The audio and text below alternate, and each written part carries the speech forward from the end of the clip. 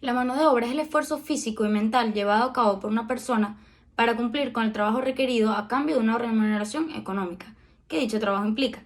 En términos generales, es el individuo o los individuos que intercambian sus cualidades o condiciones físicas por un salario o sueldo. Podemos decir que la mano de obra engloba, por tanto, al colectivo de personas que son capaces de poner sus conocimientos al servicio de la producción de un bien o de un servicio. Una vez conocido el proceso productivo por el cual se obtendrá el vino de parchita y la capacidad del proceso, se puede determinar el personal requerido para este proyecto. La mano de obra directa es aquella que se encuentra involucrada en el departamento de producción. Sus labores son indispensables para la obtención de los productos o servicios que ofrece la empresa. Estos son los obreros o los operarios. En la siguiente tabla podemos observar claramente toda la mano de obra directa necesaria para nuestra planta. La mano de obra indirecta es el personal encargado de optimizar y controlar las labores de producción desde una perspectiva administrativa. En esta tabla podemos observar al personal necesario. En esta otra se encuentra el personal indirecto necesario para cubrir los servicios internos de la planta y en la siguiente al personal indirecto, digamos, del departamento técnico.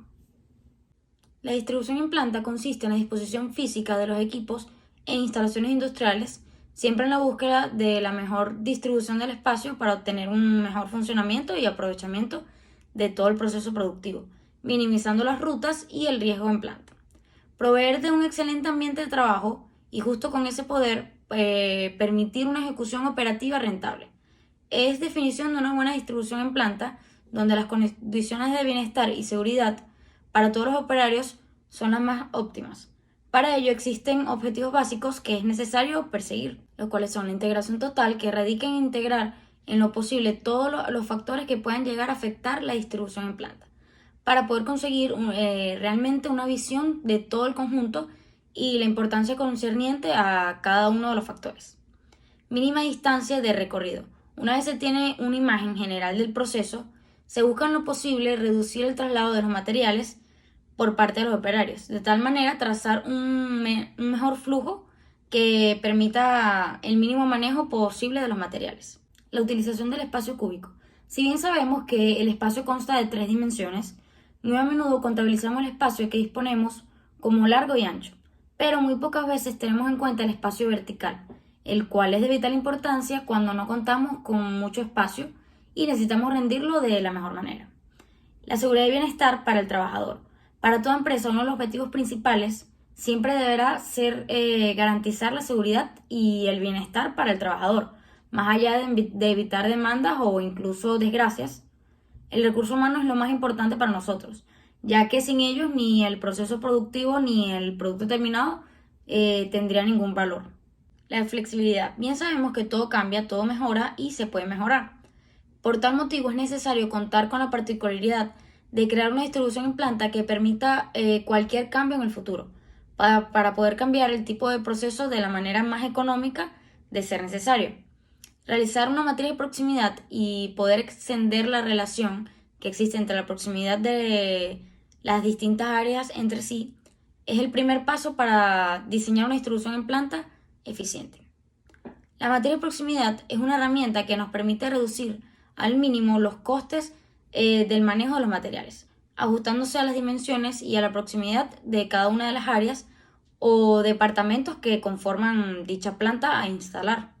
Para lograr realizar una distribución en planta es muy necesario conocer claramente el proceso productivo, las personas que lo conforman, los equipos y además identificar las funciones similares que deben estar agrupadas o cercanas unas de la otra, para así elaborar una matriz de relaciones. Las áreas de esta planta, elaborada de vino de parchita, explicado anteriormente, se tabularán para una mejor comprensión visual. Una vez identificadas claramente cada una de las áreas con las que va a contar la planta, procedemos a señalar la relación de proximidad, es decir, qué tan importante es la cercanía entre cada una de estas áreas. Lo haremos mediante la siguiente escala.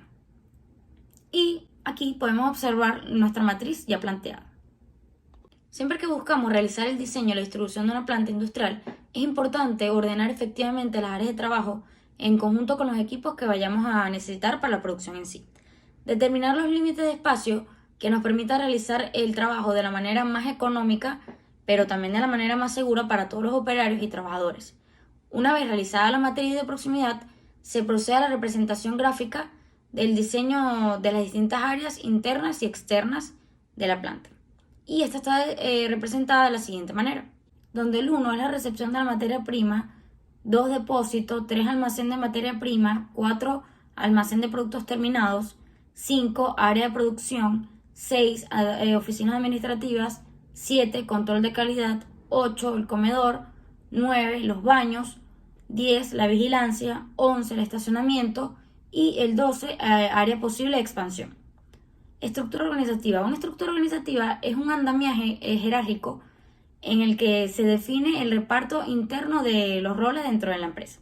Su finalidad es establecer un sistema de papeles que han de desarrollar los miembros de una entidad para trabajar juntos de forma óptima y que se alcancen las metas fijadas en la planificación y la mejora de los procesos, donde el gerente general es el accionista mayoritario y encargado de las acciones a nivel de política comercial y de las estrategias a nivel global. El supervisor de planta coordina todas las actividades y paso del desarrollo de la fabricación del vino. El departamento de ventas planifica las cuotas y las estrategias a nivel de comercios y busca contactar con nuevos clientes para posicionar el producto. El departamento de administración se encarga de revisar todas las cuentas, de que se mantengan los estándares de la empresa para no gastar más de lo debido, y este debe velar para que se cumplan las políticas de la empresa. Los recursos humanos, como la parte de la organización, que se encarga de buscar, contratar y organizar y también motivar a los empleados de una empresa. La estimación de ingresos es el cálculo o proyección de los ingresos que por todo concepto se espera alcanzar durante el año fiscal, considerando la normatividad aplicable a cada concepto de ingreso, así como los factores estacionales que incidan en su percepción. Básicamente, todos los estudios y análisis hechos hasta el momento los transformaremos en dinero con el fin de determinar la cantidad que necesitaremos para la implementación y desarrollo de los procesos productivos. Si asumimos que toda la producción se venderá, no tendremos que tener en cuenta los gastos asociados a las unidades sobrantes ni al almacenamiento del mismo. A continuación se muestra la jornada de trabajo a utilizar. Inicio las actividades de 8 de la mañana con una hora de descanso de 12 a 1 y culminación de la jornada a las 5 p.m.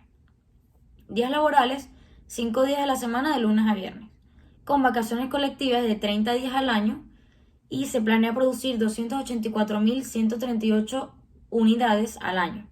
Esto teniendo en cuenta que el déficit para el año 2022 será de 405.911,20 unidades.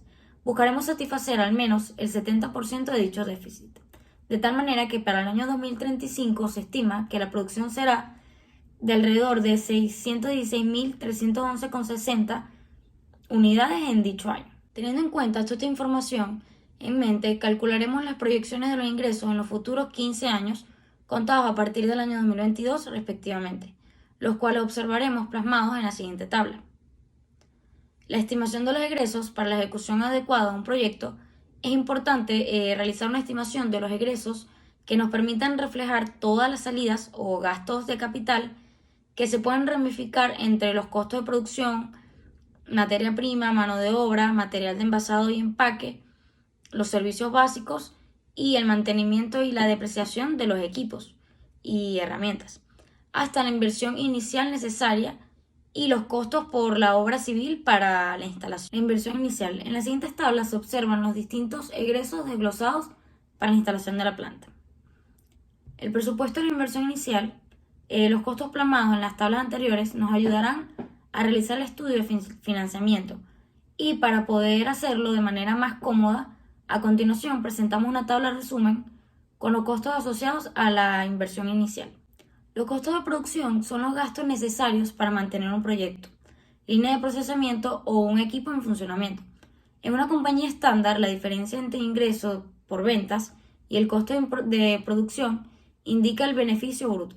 Esto significa que el destino económico de una empresa está asociado con el ingreso, pudiendo ser los bienes vendidos en el mercado y el precio obtenido, y el costo de producción de los bienes vendidos. Mientras que el ingreso, particularmente el ingreso por ventas, está asociado a El sector de comercialización de la empresa. El costo de la producción está estrechamente relacionado con el sector tecnológico. En consecuencia, es esencial que el tecnólogo pesquero conozca los costos de producción. El costo de producción tiene dos características opuestas, que algunas veces no están bien entendidas en los países en vías de desarrollo. La primera es que para producir bienes uno debe gastar. Esto significa que generará un costo. La segunda característica es que los costos deberían ser mantenidos tan bajos como sea posible y eliminados los innecesarios. Esto no significa el corte o la eliminación de los costos indiscriminadamente. En la siguiente tabla se pueden apreciar los gastos que son necesarios para llevar a cabo el proceso de producción. La depreciación. En una economía normal es habitual encontrarnos con equipos y herramientas que por el simple hecho de ser usadas y aunque se encuentran en perfecto estado, poseen precios inferiores en comparación a los mostrados en los sitios donde son comercializados. Esto debido a la depreciación que estos puedan tener. La depreciación es un valor que se le asigna a cada maquinaria y equipo para determinar la vida útil del mismo en lo que a capital se refiere. Y la manera de calcularlo es con la siguiente fórmula, donde D es el monto anual de depreciación, CI es el costo inicial, B es el valor salvamento y N es la vida útil, tasa de depreciación, que es igual a 100 entre N por 2. El capital de trabajo es una magnitud contable referida a aquellos recursos económicos con los que cuenta una empresa dentro de su patrimonio para afrontar compromisos de pago en el corto plazo para operar. Es decir, aquellos capitales comúnmente utilizados en la actividad económica diaria que la firma realiza. Estos recursos, propiedad de la sociedad, son el dinero en efectivo, la cartera de productos financieros y otras inversiones realizadas por la empresa. Por ello, el capital de trabajo suele identificarse con el concepto de activo corriente dentro del balance general. A su vez, es frecuente que el concepto de capital de trabajo sea identificado con el de liquidez de una organización. Para nuestro proyecto, el capital de trabajo está compuesto por efectivo, que utilizaremos para cubrir los costos y gastos de operación, materia prima, productos en proceso y terminados. El estado de ganancias y pérdidas. Un estado de ganancias y pérdidas mide la actividad de una empresa a lo largo de un periodo, que suele ser un mes, un trimestre o un año. Este informe financiero puede tener diferentes nombres: estado de ganancias y pérdidas, estado de ingresos y gastos, o incluso estado de operaciones. El estado de ganancias y pérdidas básicamente le indica los ingresos, los gastos, las ganancias y las pérdidas. Tenga presente que en casi todos los casos ganancias y flujo en efectivo no son la misma cosa. En esta herramienta se expresan los costos de producción como costos por mano de obra, costos de materia prima, costos de servicios y entre otros. Además, los ingresos anuales en la planta en cuestión, la utilidad neta constituirá el flujo neto de efectivo debido a que no es considerado ningún tipo de inversión por parte de la empresa. En las siguientes tres tablas se muestra el estado de resultados de la planta elaborada de vino de parchita. El financiamiento es el proceso por el que se proporciona capital a una empresa o persona para realizar un proyecto o un negocio, es decir, recursos como dinero y crédito para que pueda ejecutar sus planes. El financiamiento del proyecto debe indicar la fuente de recursos financieros necesarios para su ejecución y funcionamiento y describir los mecanismos a través de los cuales fluirán esos recursos hacia los casos específicos del proyecto. Asimismo, se analizarán las condiciones financieras en que se encontraron los créditos, así como los gastos financieros en que incurrirá la empresa. Luego, el pago del préstamo se realiza en la entidad crediticia con una tasa de interés y en una periodicidad acordada por ambas partes hasta que el préstamo y dichos intereses hayan sido cubiertos en su totalidad por el solicitante. Según Casanovas y Bertrand, el financiamiento son las modalidades y mecanismos a los que accede una empresa para obtener 89 recursos, sean bienes o servicios, a determinados plazos y por lo general tienen un costo. Para poder hacer frente a esta inversión, se optó por pedir un préstamo a la entidad bancaria Banca Amiga, que cubra el 70% de la inversión, el cual es $837.236,225. En cuanto a la forma en la que se pagará el financiamiento, se acordó con la entidad bancaria un plazo de 10 años con un interés del 16% anual y la deuda se cancelará con pagos iguales. El punto de equilibrio. Este es un término que sirve para definir el momento en que una empresa cubre sus costes fijos y variables. En otras palabras, es cuando los ingresos y los egresos están al mismo nivel y por lo tanto no hay ni ganancias ni pérdidas. Es necesario destacar que el punto de equilibrio no es una línea de meta, más bien es un nuevo punto de partida para que las empresas tengan mayor confianza en sus productos o servicios. Este cálculo no se hace solo una vez, puesto que el cálculo de ingresos y el margen de contribución anual son medidas periódicas. Para calcularlo se hace uso del préstamo del ingreso y los costos de producción, administración y ventas, que ya hayan sido calculados. Ahora se calcularán los costes fijos y variables. Para ello se toma en cuenta el coste variable unitario del 2021 mostrado a continuación. Luego de tener el valor y el costo de variable unitario, tomando en cuenta los costos fijos en cuanto a la mano de obra y servicios, se procede a calcular el punto de equilibrio a través de la siguiente fórmula, en donde Q es el punto de equilibrio, P es el precio de venta unitario, F son los costos fijos, CB es el costo variable luego de tener el valor de variable unitario y tomando en cuenta los costos fijos en cuanto a la mano de obra y los servicios. Se procede a calcular el punto de equilibrio a través de la siguiente fórmula. La tasa mínima atractiva de retorno, TEMAR, o también conocida como la tasa mínima aceptable de rendimiento, es un porcentaje que generalmente lo determina la persona que va a invertir en un proyecto. Esta tasa se usa como referencia para determinar si el proyecto le puede generar ganancias o no. Está calculado por medio de la siguiente fórmula, donde I es la tasa de inflación, F es el margen de seguridad de acuerdo con el Banco Central de Venezuela, donde la tasa de inflación para febrero del 2022 arrojó un 6.7%.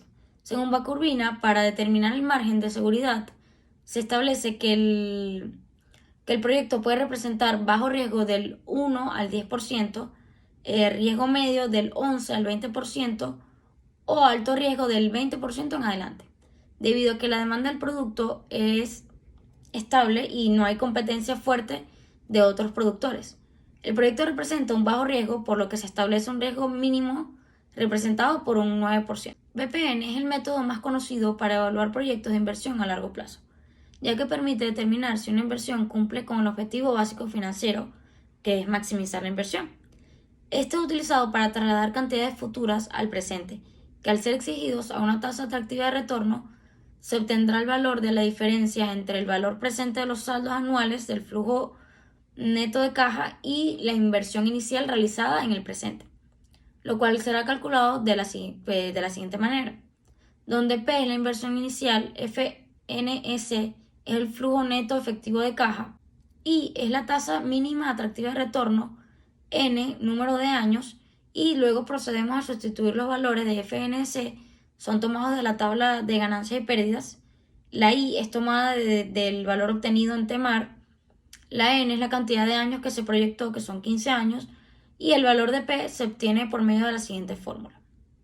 El BPN del proyecto es mayor que cero, por ende se acepta ya que es económicamente rentable.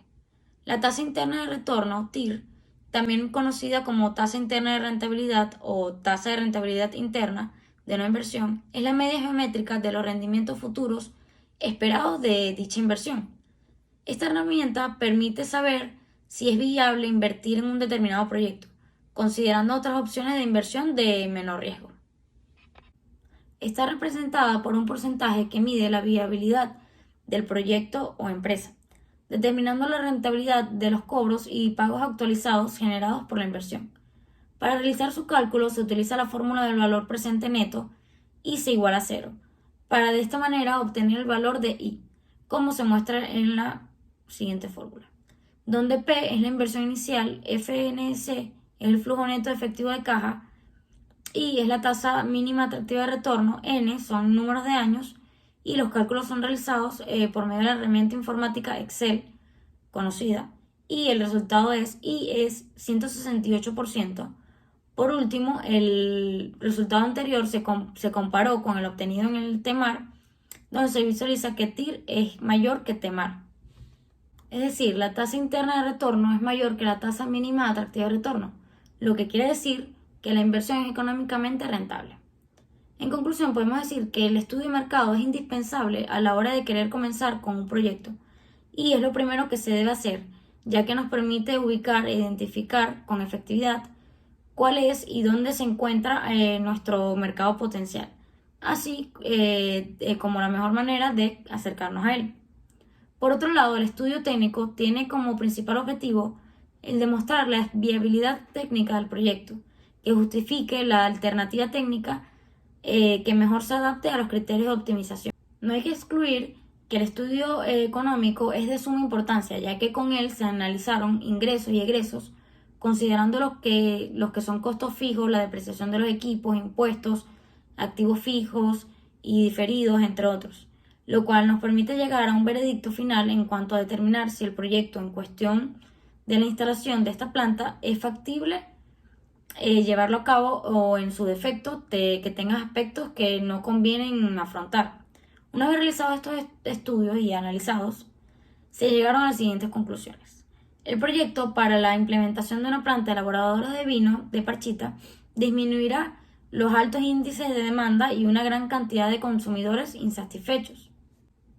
El producto propuesto en este estudio constituye una eficaz alternativa de solución a la problemática, al mismo tiempo de generar fuentes de empleo y potenciar el desarrollo endógeno del país. El método adimensional reveló que la planta debe ubicarse en el municipio Pedro María Freites, estado Anzoátegui.